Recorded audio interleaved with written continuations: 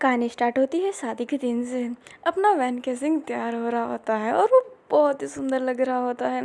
उधर जाओ जिसो भी तैयार हो रहा होता है और वो भी सुंदर लग रहा होता है, पर उसने वाइट ड्रेस पहना होता है। पर उसने वैन का दिया हुआ हेयर क्लिप तो लगाया होता है, खुद बोल के कि ये क्लिप लगा दो। वैन की माँ जैसे ही वैन के पास जाती है वैसे ही वैन कहता है शादी मेरी है या फिर आपकी। वैन की माँ कहती है क्या मतलब। वैन कहता है इतने जो सुंदर तैयार हुए हो, मुझे तो कोई देखेगा ही नहीं, सब मेरी माँ को ही देखते रहेंगे। वैन की माँ वैन से कहती है अपनी माँ को लेके ऐसा बोलते हो। वैन बोलता है मेरी माँ है ही इतनी सुंदर, देखना ना सारे के सारे लोग आपको ही देखेंगे। वैन की माँ वैन के गाल पे हल्का सा मारती है और कहती है बदमाश कहीं का। वैन मुस्कुराता है। उधर गुजियान आती है और कहती है गुरुजी आप मुझे शादी में क्यों नहीं ले जा रहे। वैन गुजियान को शादी में नहीं ले जाना चाहता था क्योंकि वो जाओ जिसको सरप्राइज देना चाहता था गुजियान को अचानक से उसके सामने लाके। वैन मुस्कुराता है और गुजियान से कहता है सॉरी गुजियान, पर मैं तुम्हें नहीं ले जा सकता क्योंकि मैं जाओ जिसू को सरप्राइज देना चाहता हूँ। उसे लगता है कि मैंने तुम्हें खा लिया है। गुजियान कहती है पर मुझे जाना था, मुझे आप दोनों की शादी देखनी थी। वैन कुछ और कहता उससे पहले वैन की माँ कहती है तुम भी चलोगी, बस मुंह पे मास्क लगा लेना और थोड़ा इन लोगों से दूर रहना। वैन अपनी माँ से कहता है पर माँ। वैन की माँ कहती है ऐसा थोड़ा ना होता है, इसे तुम्हारी शादी देखनी है, शादी एक बार ही होती है ना। वैन बोलता है पर। वैन की माँ बोलती है पर कुछ नहीं, ये भी साथ में चलेगी, बस ये अपना चेहरा किसी को नहीं दिखाएगी। गुजियान खुश हो जाती है और कहती है ठीक है मैं अपना चेहरा किसी को नहीं दिखाऊंगी पर मैं चलूंगी। और ये बहुत खुश हो जाती है गुजियान और कहती है कि मैं तैयार होके आती हूँ। वैन की माँ कहती है ठीक है तैयार होके आ जा। फिर गुजियान वहाँ से चली जाती है। अब थोड़ी देर बाद बारात निकलने का टाइम हो गया होता है। उधर वो लोग भी वैन का मतलब भूत घाटी का इंतजार कर रहे होते हैं। भूत घाटी के सारे लोग वहाँ से निकल जाते हैं और 5 लेक्स अलाइन पहुँचते हैं। गाओचोन बाहर ही खड़ा था और इंतजार कर रहा था उन लोगों का। गाओचोन कहता है देखते हैं कितने लोग लेके आएंगे भूत घाटी। सैनसन कहते हैं कि मुझे तो लगता है कि सिर्फ 1 या फिर 2 ही होंगे। गाओचोन कहता है मुझे तो लगता है सिर्फ 1 ही होगा, वो भी वैन केसिंग। तभी वो सामने देखता है तो बहुत सारे घोड़े आ रहे होते हैं, मतलब अपने भूत घाटी के लोग आ रहे होते हैं। वो काफ़ी सारे लोग थे, मतलब 100-200 लोग आए थे उस समय। वैन तो पालकी में बैठा था, उसको पालकी में बैठाए थे और वैन की माँ घोड़े पे आई थी, उसने अपना चेहरा ढक रखा था। वैन की माँ ने ब्लू ड्रेस पहना था जिसमें वो बहुत ही खूबसूरत लग रही थी। गाओचोन और सारे लोग देख के शौक हो जाते हैं कि भूत घाटी के पास इतने सारे लोग हैं। भूत घाटी की पूरी टीम वहाँ पे उतरती है। वैन की माँ जैसे ही उतरती है सारे उसकी तरफ देखने लग जाते हैं क्योंकि वैन की माँ का ऑरा इतना स्ट्रॉन्ग था कि कोई भी उसकी तरफ देखने लग जाए। वैन की माँ सीधा गाओचोन के सामने आती है और अपना चेहरे से वो घूंघट हटाती है तो सारे के सारे देखने लग जाते हैं। सारे कह रहे होते हैं कि ये लड़की कितनी सुंदर है और इसके चेहरे पे कितना तेज है, क्या ये भूत घाटी की राजा की बहन है, ये तो बहुत ही सुंदर लगती है। गाओचोन भी वैन की माँ को बहुत ही घूर घूर के देख रहा होता है। वैन की माँ गाओचोन के सामने नमस्ते करती है और कहती है मैं वैन केसिंग की माँ हूँ। और ये सुन के तो शौक हो जाते हैं आधे से ज्यादा लोग, जो सोच रहे होते हैं कि ये वैन केसिंग की बहन है। गाओचोन को समझ में नहीं आ रहा होता है, गाओचोन तो सिर्फ वैन की माँ को ही देखा जा रहा होता है। वैन की माँ गाओचोन को अजीब तरीके से देखने लग जाती है क्योंकि वो उस समय से घूर घूर के उसको ही देखा जा रहा था। सैनसन फिर गाओचोन को होश में लाता है। गाओचोन फिर कहता है हाँ नमस्ते, मैं यहाँ का लीडर हूँ गाओचोन, आपसे मिलके खुशी हुई। वैसे तो गाओचोन भूत घाटी के सारे लोगों से नफरत करता है पर वो वैन की माँ को कुछ ज्यादा ही प्यार दिखा रहा होता है। वैन की माँ वैन को आवाज देती है और कहती है वैन बेटा बाहर आ जाओ। फिर वैन पालकी से बाहर निकलता है तो सारे के सारे उसे ही देख रही होती है लड़कियां, क्योंकि वैन अपना बहुत ही सुंदर लग रहा होता है। वो एकदम सिंपल सा तैयार हुआ था पर वो बहुत ही सुंदर लग रहा होता है हमेशा की तरह। फिर सारे लोग वहाँ पे पहुँचते हैं जहाँ पे उन दोनों की शादी होने वाली थी। इनकी शादी में एक रेड रिबन होता है, एक बड़ा सा कपड़ा होता है जिसमें फूल सा ऊपर कुछ होता है डिज़ाइन, और उसको ना दोनों कपल्स पकड़ के चलते हैं आगे तक। वैन को तो पकड़ा दिया जाता है और तब जाओ जिसू को वहाँ पे बुलाया जाता है। जाओ जिसू जैसे ही आता है वैन की माँ बहुत ही गुस्सा हो जाती है क्योंकि जाओ ने वाइट ड्रेस पहना होता है। जाओ तो एक हल्की सी टेढ़ी स्माइल करके आ रहा होता है। वैन को भी देख के ये अच्छा नहीं लगता है, पर वैन जब उसके बालों को देखता है तब उसे अच्छा लगता है क्योंकि उसका दिया हुआ हेयर क्लिप तो उसने लगाया था। जाओ जिसू वैन के पास में ही खड़ा हो जाता है।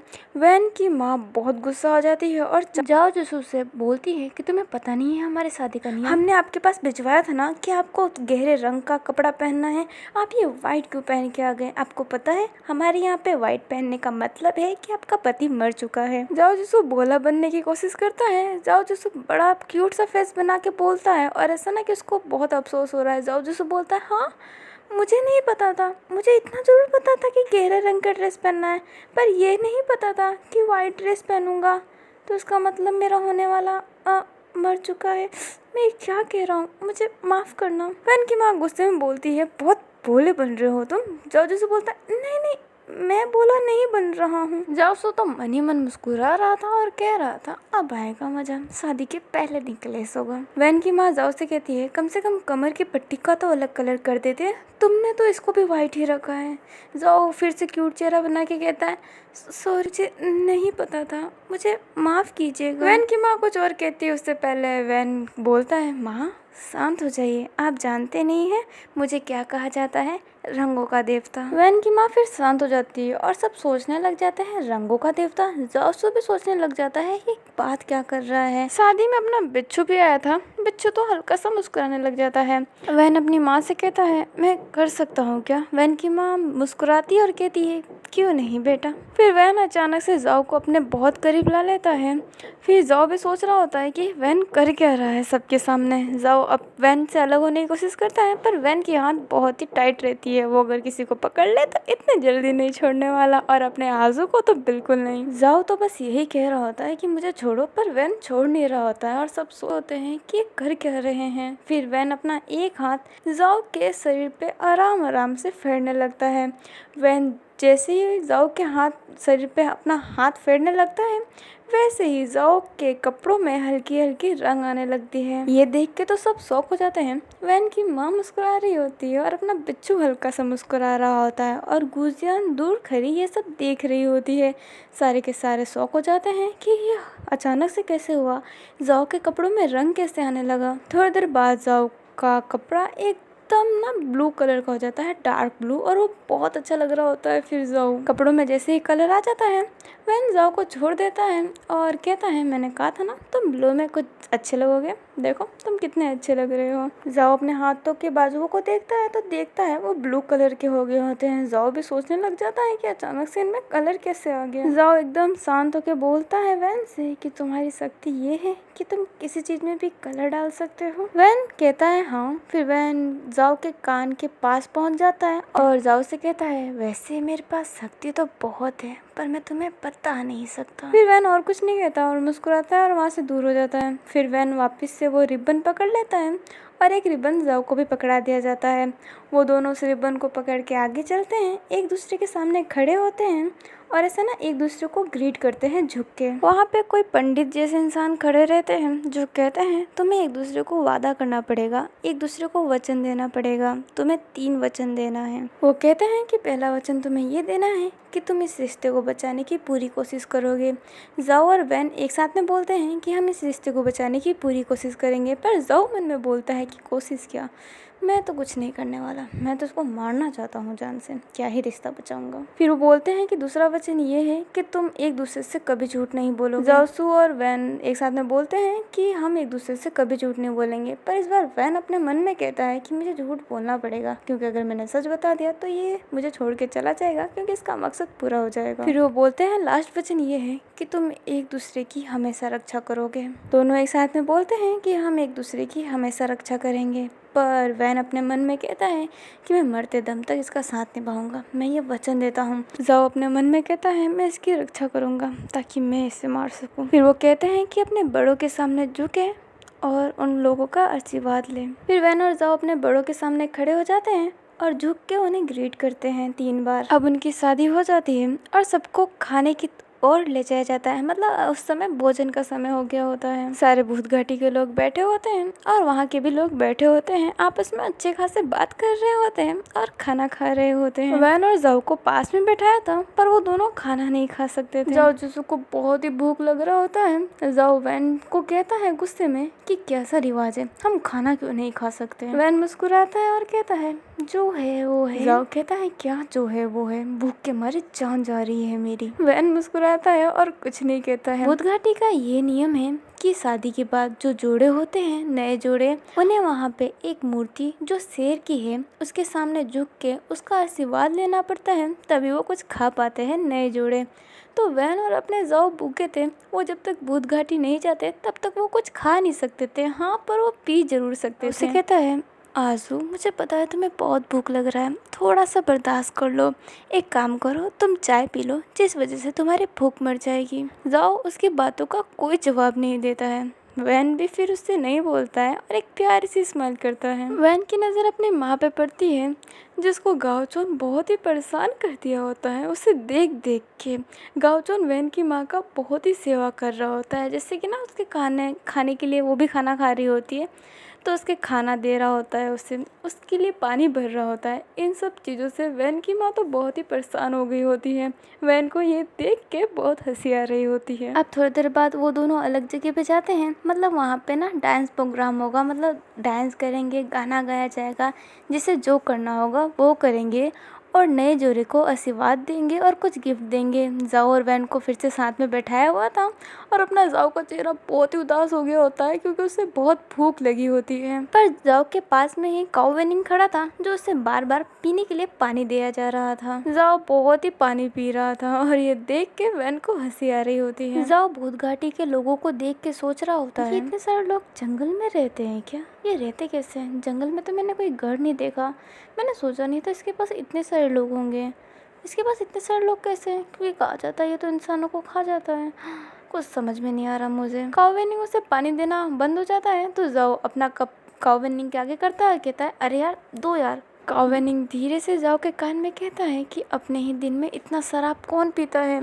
वैन केजिंग जिससे पानी समझ रहा था वो एक्चुअली में शराब था। जाओ कहता है फालतू की बातें मत करो, मुझे चुपचाप दो और ये शादी नहीं बर्बादी है, दो मुझे। काऊ वेनिंग कहता है ठीक है और वो उसके लिए शराब जा रहा था और अपना जाओ जैसो पिया जा रहा था। अब धीरे धीरे सारे लोग आते हैं, जो कोई डांस करता है, कोई गाना गाता है। वैन केजिंग को ये सब देख के बहुत अच्छा लग रहा होता है कि दोनों कबीले एक साथ में हैं और हंस बोल रहे होते हैं। पर फाइव लेक अलायंस जैसी दिखती है वैसी है नहीं, वो मन ही मन भूत घाटी के लोगों को ऐसे ना जानवर, श्रापित इंसान ऐसे कह के बुला रहे होते हैं। अब ना वहाँ पे बीचों बीच गुजियान आ जाती है। गुजियान ने मास्क पहना हुआ था और वो वहाँ पे डांस कर रही होती है। गुजियान बहुत ही सुंदर डांस कर रही होती है।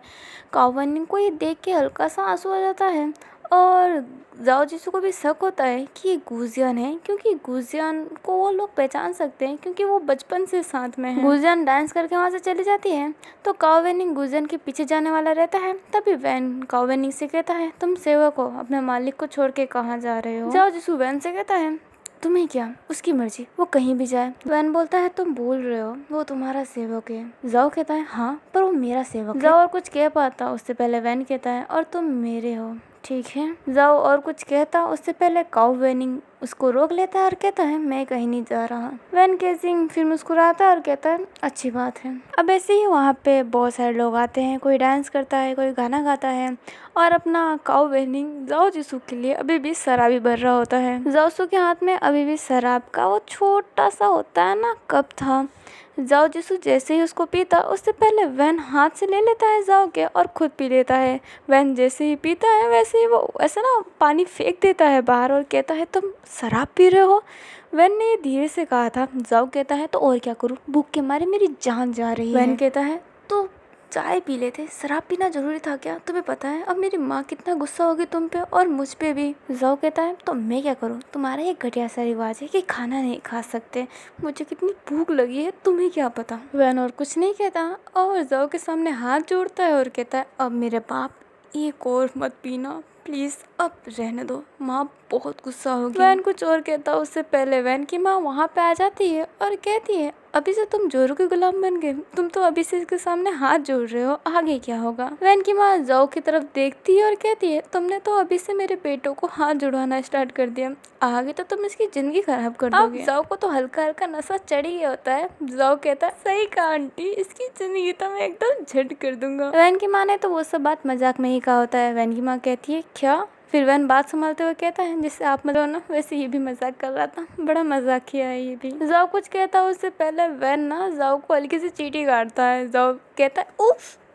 फिर जाओ और कुछ कह पाता उससे पहले वैन की माँ जाओ के सर पे हाथ फेरने लगती है और ये देख के जाओ एकदम शांत सा हो जाता है और वो कुछ नहीं कहता। वैन की माँ जाओ से कहती है, बहुत प्यारे हो तुम, तुम्हें किसी की नज़र ना लगे। फिर वैन की माँ जाओ को एक उपहार देती है और वहाँ से चली जाती है और जाओ एकदम शांत सा हो गया था। जाओ अपने मन में कहता है, छोटा सा था जब मेरी माँ चली गई थी, माँ का प्यार मुझे कभी मिला ही नहीं, पर इन्होंने सर पे जब हाथ रखा तो ऐसा लगा कि एक माँ अपने बेटे को प्यार कर रही है। अब थोड़ी देर बाद वहाँ पे गाओचोन भी आता है। गाओचोन वैन को एक प्रेजेंट देता है और कहता है, ये तुम्हारे लिए है। वैन कहता है, धन्यवाद। अब काफ़ी समय हो गया होता है और बहुत अच्छा नाच गाना भी हो गया होता है। अब सारे के सारे भूत घाटी की तरफ रवाना होते हैं, मतलब भूत घाटी के लोग, और अपना जाओ जिसु और काओ वेनिंग भी वहाँ से चलते हैं, क्योंकि जाओ जिसु की तो शादी हुई थी, उसे तो जाना ही पड़ेगा। और जाओ जिसु का शर्त था कि काओ वेनिंग भी जाएगा, इसलिए काओ वेनिंग भी जा रहा था और काओ वेनिंग जाना भी चाहता था। जाओ जिसु को एक पालकी में बैठाया हुआ था और अपना वैन अब घोड़े पे जा रहा था। काफी नाइट हो जाती है उनके भूत घाटी पहुँचते पहुँचते।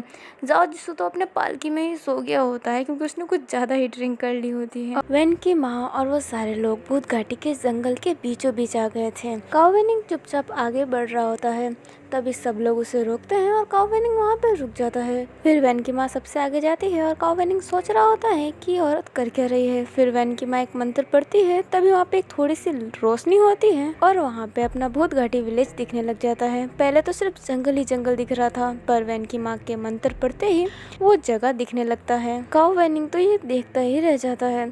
फिर सारे के सारे भूत घाटी विलेज के अंदर एंटर करते हैं। वो लोग जैसे एंटर किए होते हैं, वैसे ही वहाँ के सारे लोग अपने राजा के इंतजार में थे और अपने राजा की दुल्हन को देखना चाहते थे। सारे के सारे लाइन से खड़े थे और सबके हाथ में फूल भी थे। वो जगह बहुत प्यारा सजाया था, पूरी भूत घाटी बहुत सुंदर लग रही थी। काओ वेनिंग ये देख के शौक हो जाता है कि भूत घाटी इतनी सुंदर जगह है और वहाँ पे इतने लोग हैं। काओ वेनिंग सबको बहुत घूर के देख रहा होता है। काओ वेनिंग अपने मन में कहता है, ये वो सारे लोग तो मुझे नहीं लग रहे हैं जो बलि में चढ़ाए गए थे। काओ वेनिंग बोलता है, वो बच्ची कहाँ है और मेरी गुजिया समझ में नहीं आ रहा ये हो क्या रहा है। फिर वैन की माँ काओ वेनिंग को अपने पास बुलाती है और काओ वेनिंग भी उनके पास चला जाता है। वैन की माँ काओ वेनिंग से कहती है, जाओ जिसु को जगा दो और उसके पालकी का हल्का सा पर्दा खोलना, ताकि वो लोग अच्छे से उसे देख ना पाए, पर जाओ जिसु बाहर की सब चीज देख पाए। काओ वेनिंग कहता है वैन की माँ कहती है, हाँ हमारी एक कल रस्म है और उसी रस्म में हम जाओ जिसु का चेहरा सबको दिखाएंगे। अभी हम उनको चेहरा नहीं दिखा सकते, इसलिए अभी उसका चेहरा ये लोग नहीं देख सकते। ठीक है, अब जाओ। काओ वेनिंग हाँ में सर हिलाता है और जाओ जिसु के पालकी के पास चला जाता है। काओ वेनिंग जाओ जिसु को जगाता है और जाओ जिसु उठ जाता है और कहता है, हम वो जंगल के अंदर आ गए क्या? अब मुझे खाना मिलेगा क्या? मुझे बहुत भूख लगी है। फिर काओ वेनिंग बोलता है, हम आ गए हैं पर ये जंगल नहीं है। जाओसु कहता है, क्या? और पालकी के बाहर आने ही वाला रहता है। फिर वहाँ पे वैन की माँ आके खड़ी हो जाती है और अपने कपड़े से जाओ जिसु का चेहरा ढक देती है, मतलब वो अपना हाथ ऐसा सीधा कर देती है, जिस वजह से उसके कपड़े से जाओ जिसु का चेहरा दिखता नहीं है। वैन की माँ फिर जाओ जिसु को देखती है और कहती है, आप अभी चेहरा नहीं दिखा सकते हैं, आपके सेवक ने कहा नहीं क्या? काओ वेनिंग बोलता है, वो मैं कहने वाला था।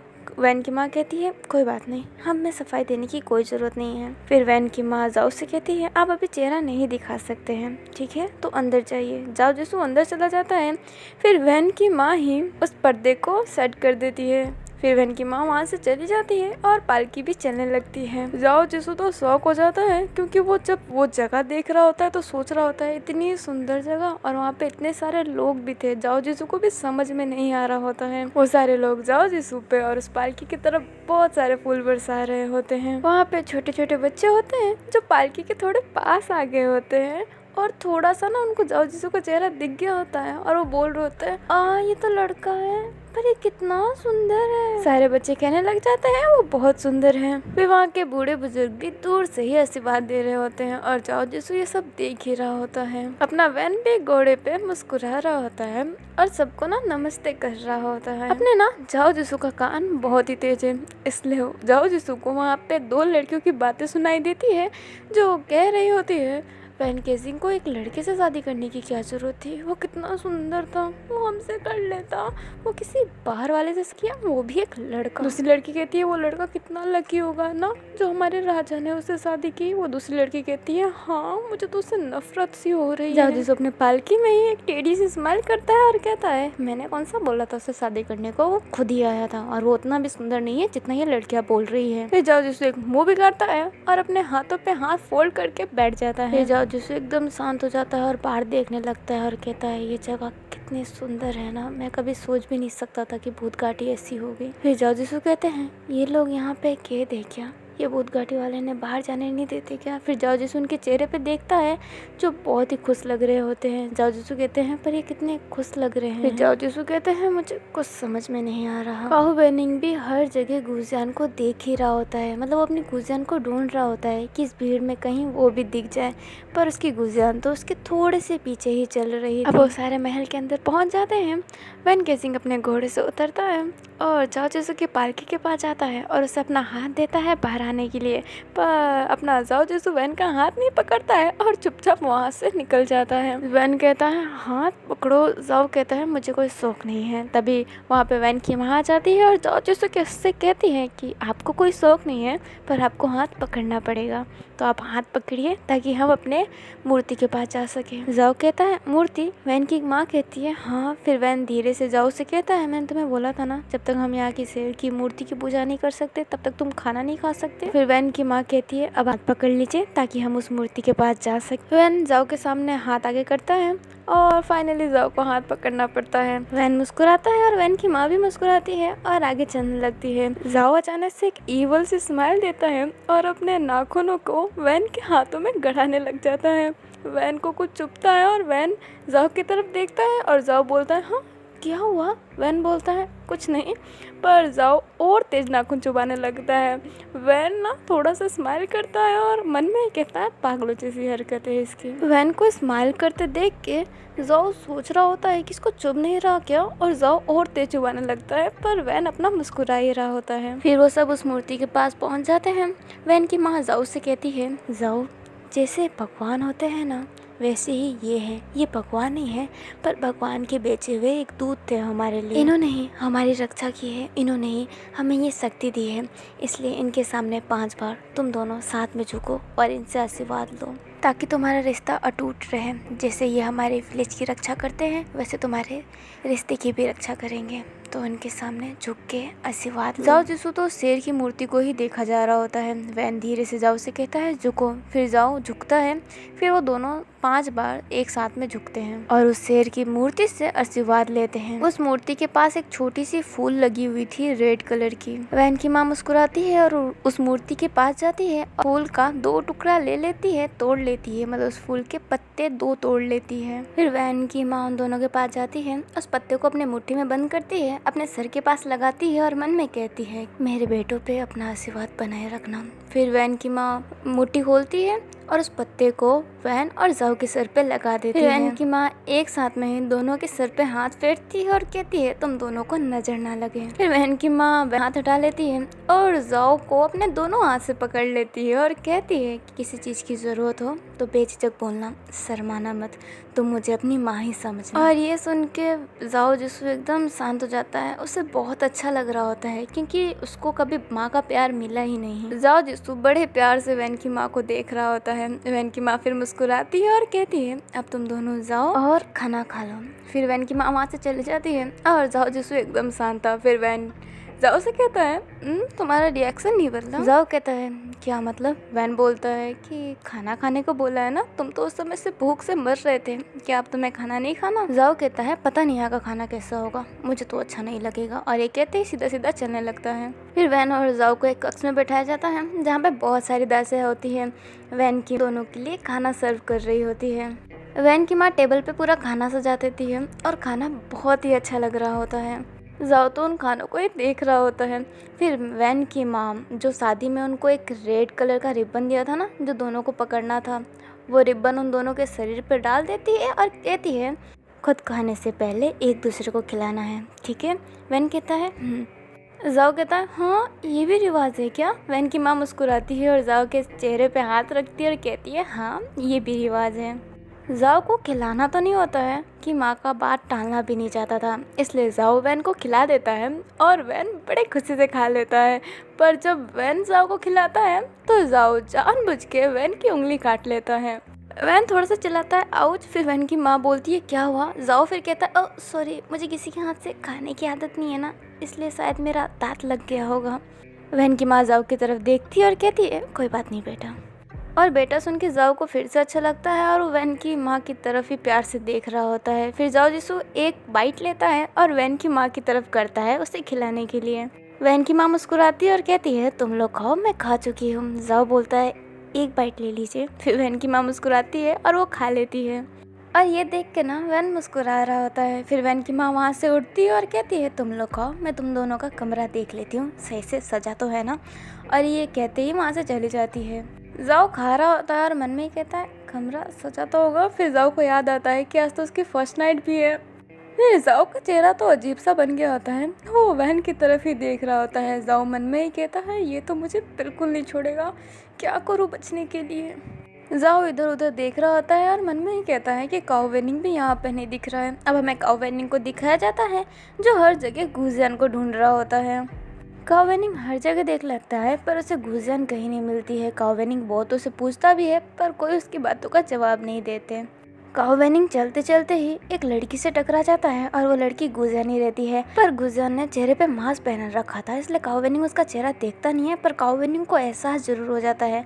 काओ वेनिंग कुछ उस लड़की से पूछता पर उससे पहले ही वो गुजियान वहाँ से चली जाती है। काओ वेनिंग उसका पीछा करता है, थोड़ा दूर जाता है पर फिर गुजियान काओ वेनिंग की आंखों से ओझल हो जाती है। काओ वेनिंग कहता है वो लड़की गुजियान थी पक्का। काओ वेनिंग मुस्कुराता है और कहता है कि मुझे मास्टर शू को बताना पड़ेगा कि गुजियान जिंदा है। और ये कहता ही फटाफट जाओ जिसू के पास जाता है। काओ वेनिंग जैसे उस कमरे में जाता है जहाँ पे वैन और जाओ को बैठाया हुआ था, पर काओ वेनिंग जैसे ही वहाँ पे जाता है तो वहाँ पे वैन और जाओ नहीं रहते हैं। काओ वेनिंग पूछता है तो वो लड़का कहता है वहाँ पे एक सैनिक रहता है जो कहता है कि उन्हें तो अपने कमरे में पहुँचा दिया गया है, उनकी फर्स्ट नाइट जो है। और ये कहते ही वो सैनिक मुस्कुराता है और काओ वेनिंग कहता है अब मैं क्या करूँ। काओ वेनिंग उससे पूछता है उस लड़के से कि उनका कक्ष कहाँ पे है, पर वो लड़का कहता है तुम्हें क्या करना है, उनके फर्स्ट नाइट में तुम जाके क्या करोगे। काओ वेनिंग कहता है अरे कुछ सामान देना था। वो दूसरा सैनिक मुस्कुराता है और कहता है ऐसा क्या सामान है, हमें भी दिखाओ। काओ वेनिंग बोलता है ऐसा वैसा कुछ नहीं है जैसे तुम सोच रहे हो, बस कुछ कपड़े थे उनके। वो सैनिक थोड़ा बदतमीज था इसलिए हंसते हुए कहता है अरे उनको कपड़े की। फिर इतना ही कहता है, उससे पहले काओ वेनिंग उसको शांत करवा देता है और कह देता है बस तुम्हें कुछ नहीं बताना है तो मत बताओ, पर अपनी फालतू की बातें मत करो। अरे कहते ही काओ वेनिंग वहाँ से चला जाता है। वो सैनिक बोलता है ऐसे क्या फालतू की बातें कर रहा था, सही तो कह रहा था मैं, यही पागल है शायद। काओ वेनिंग जैसे तैसे करके जाओ जिसू के कक्ष के बाहर पहुंच जाता है, पर कक्ष के बाहर वैन की माँ खड़ी थी इसलिए वो काओ वेनिंग को अंदर जाने नहीं देती और कहती है तुम क्या कर रहे हो यहाँ पे बेटा, तुम कल मिलना जाओ जिसू से, अभी रहने दो, मैं तुम्हें तुम्हारा कमरा बता देती हूँ कि तुम कहाँ पे रहोगे। काओ वेनिंग कहता है वो मुझे थोड़ी सी ही बात करनी है, प्लीज जाने दीजिए। फिर वैन की माँ कहती है ठीक है तुम चले जाओ पर जल्दी आ जाना ओके। काओ वेनिंग हाँ में सर हिलाता है और फटाफट जाओ जिसू के कमरे के अंदर चला जाता है। अपना जाओ जिसू तो बड़े टेंशन में बैठा था कि वो करे क्या। कमरा तो बहुत ही सुंदर सजाया हुआ था फूलों से। जाओ तो अपनी नाखून चबाते चबाते गोल गोल घूम रहा होता है और वो बेड को ही देखा जा रहा होता है। जाओ जिसू बोलता है मन में कि मैं करूँ क्या, मुझे कुछ समझ में नहीं आ रहा होता है। तभी वहाँ पे काओ वेनिंग भागते भागते आता है और कहता है मास्टर मास्टर मास्टर। जाओ जिसू काओ वेनिंग को देख के खुश तो होता है पर गुस्सा भी होता है। जाओ जिसू कहता है क्या मास्टर मास्टर तुम थे कहाँ पे इतने देर से। काओ वेनिंग कहता है मैं गुजियान को ढूंढ रहा था। जाओ जिसू पूछता है गुजियान मिली। काओ वेनिंग कहता है एक लड़की मुझे गुजियान लगी है, मैं उसका चेहरा देख नहीं पाया पर मुझे वो गुजियान ही लग रही थी। जाओ जिसू फिर काओ वेनिंग का हाथ पकड़ लेता है और कहता है चलो हम उस लड़की को ढूंढते हैं। फिर काओ वेनिंग कहता है हम बाहर नहीं जा सकते। जाओ जिसू कहता है क्यों। काओ वेनिंग कहता है क्योंकि वैन की माँ बाहर ही खड़ी है। जाओ जिसू फिर काओ वेनिंग का हाथ छोड़ देता है और कहता है अरे यार मुझे वैन से बहुत ही नफरत है पर मैं उसकी माँ से नफरत कर ही नहीं पा रहा हूँ, वो कितनी स्वीट लगती है। ये जगह मुझे कुछ समझ में नहीं आ रहा है, ये जंगल से अचानक से इतना ब्यूटीफुल प्लेस कैसे बदल सकता है। काओ वेनिंग कहता है आप जब सो रहे ना तब मैंने देखा था वैन की माँ ने कुछ मंत्र पढ़ा था तब ये जगह दिखाई दे रहा था। जाओसू कहता है अच्छा काओ वेनिंग कहता है हाँ। जाओसू कहता है मतलब ये पूरी जगह जादू से बनी हुई है। काओ वेनिंग कहता है मुझे नहीं पता। जाओसू कहता है हमें पता लगाना पड़ेगा, हमें यही काम करना है। काओ वेनिंग हाँ में सर हिलाता है। तभी बाहर से वैन की माँ की आवाज आती है जो काओ वेनिंग को कह रही होती है कि तुम बाहर आ जाओ, काफी टाइम हो गया है। काओ वेनिंग हाँ कहता है और जाने लगता है। जाओसू काओ वेनिंग का हाथ पकड़ लेता है और कहता है तुम जा कहाँ रहे हो। काओ वेनिंग फिर उंगली करता है वैन की माँ की तरफ, मतलब गेट की तरफ उंगली करता है और कहता है कि वैन की माँ ने मुझे बुलाया है ना, मैं ज्यादा देर यहाँ पे रह नहीं सकता। जाओसू थोड़े गुस्से में कहता है और थोड़ा सा उसके रोने वाला आवाज आ रहा होता है। जाओसू कहता है तो मैं अकेले क्या करूँगा यहाँ पे, तो मुझे वैन के साथ अकेला छोड़ रहे हो, तुम कैसे दोस्त हो। काओ वेनिंग कहता है तो मैं कर ही क्या सकता हूँ, आप ही बताइए, मैं पूरी नाइट भर आपके साथ तो रह नहीं सकता, वैन की माँ मुझे रहने नहीं देगी। फिर काओ वेनिंग कहता है एक काम कीजिए। फिर काओ वेनिंग अपने पीठ से खंजर निकालता है और जाओजूसू को दे देता है। काओ वेनिंग फिर जाओजूसू से कहता है कि आप इससे रक्षा कीजिएगा, और खंजर जाओजूसू के हाथ में दे देता है और वहाँ से चला जाता है। जाओजूसू उस खंजर को पकड़ता है और देख के कहता है लड़की जैसी हालत हो गई है मेरी, अपनी रक्षा करनी पड़ रही है मुझे। अब थोड़ी देर बीत जाता है। जाओजूसू बिस्तर पे ही बैठा हुआ था, तभी एंट्री अपने वैन केजिंग की होती है। वैन को देखते ही जाओ अपनी खंजर को ऐसे ना टाइट पकड़ लेता है। जाओ ने उस खंजर को अपने पीठ के पीछे रखा था ताकि वैन को दिखाई ना दे। जाओ मन में ही कह रहा होता है कि ये मेरे पास ना आए, ये मेरे पास ना आए, और वैन उतना ही जाओ के पास जा रहा होता है। वैन जाओ के बहुत ही करीब पहुंच गया होता है और जाओ को उतना ही गुस्सा आ रहा होता है और उसने उतनी ही टाइट उस खंजर को पकड़ रखा होता है। वैन जाओ के थोड़े गाल के पास पहुंचता है और बिस्तर की तरफ झुकता है। तभी अपना जाओ जिसे उस खंजर को बाहर निकालता है और वैन को मारने ही होता है। तभी वैन उस खंजर को पकड़ लेता है। जाओ की तो थोड़ी सी ना गुस्से में सांसें भर रही होती है और वो वैन को घूर के देख रहा होता है, पर वैन अपना बहुत ही प्यार से जाओ जिसू को देख रहा होता है। फिर वैन अपना एक हाथ जाओ जिसू को गाल पे फेरता है और कहता है कितना सुंदर चेहरा है, उतने ही क्रूर भी हो, तुम अपने पति को फर्स्ट नाइट में ही खंजर से मारना चाहते थे। जाओ जिसू वैन से अपना हाथ छुड़ाने की कोशिश करता है, पर अपने वैन की हाथ बहुत टाइट थी, जाओ जिसू छुड़ा नहीं पाता है। जाओ तो गुस्से में ही वैन की तरफ देख रहा होता है और उसकी सांसें भी थोड़ी बहुत बढ़ रही होती है गुस्से में। वैन फिर एक हाथ से एक बिस्तर पे पड़ी हुई एक बुक ले लेता है और जाओ जिसू को दिखाते हुए कहता है मैं ये बुक लेने आया था, तुम्हारे साथ कुछ करने नहीं आया था, तो तुम टेंशन मत करो। जाओ जिसू उस बुक को देखता है और फिर थोड़ा शांत हो जाता है। फिर वैन मुस्कुराता है, जाओ का हाथ छोड़ता है और वहाँ से जाने लगता है। जाओ मन में कहता है ये मेरे साथ कुछ करने नहीं आया था। फिर वैन अपना उस बुक को एक टेबल पे रखता है और नीचे बैठ जाता है और उस बुक को पढ़ने लग जाता है। जाओ जिसू तो वैन को ही देखा जा रहा होता है। वैन जाओ की तरफ देखता नहीं है, पर उसे कहता है कि ऐसे मत देखो, तुम सो जाओ, हमारे ना शादी के बाद बहुत से रस्म होते हैं, कल तुम्हें बहुत से रस्मों में रहना है, इसलिए तुम अभी जल्दी सो जाओ ताकि तुम जल्दी उठ सको, कल सुबह जल्दी उठ जाना।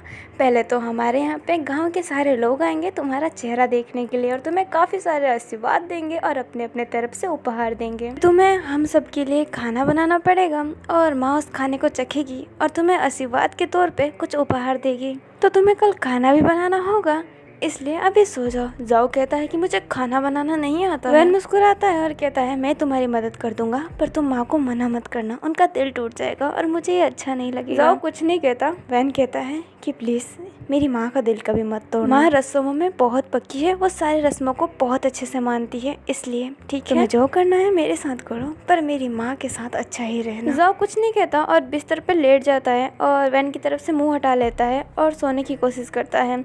अपना वैन वहीं पे बैठ के वो बुक पढ़ रहा होता है। और अभी के लिए इतना ही, हम मिलते हैं नेक्स्ट वीडियो में। अगर आपको ये पार्ट अच्छा लगे हो तो लाइक कर दीजिएगा, इस कहानी के बारे में और जानना चाहते हैं तो सब्सक्राइब कर दीजिए ताकि ये FF में जब भी डालूँ सबसे पहला नोटिफिकेशन आपके पास आए। और हाँ गाइस, मैं वीडियो टाइम पे नहीं डाल पा रही क्योंकि इन दिनों मेरा तबीयत थोड़ा ख़राब सा रहता है, तो मुझे माफ़ कीजिएगा। और जो मेरे चैनल को पहले से ही फॉलो करके रखे हैं उनको पता ही होगा कि मेरी तबीयत इतनी ख़राब क्यों रहती है और मुझे बताना अच्छा नहीं लगता, इसलिए आप समझ जाइए और थोड़ा सा मुझे माफ़ कीजिएगा क्योंकि मैं वीडियो टाइम पे पोस्ट नहीं कर पाऊँगी इन दिनों, मुझे पता है, तो मुझे माफ़ कीजिए और अपना दिल साफ़ कीजिए। आप tata bye bye, see you and take care.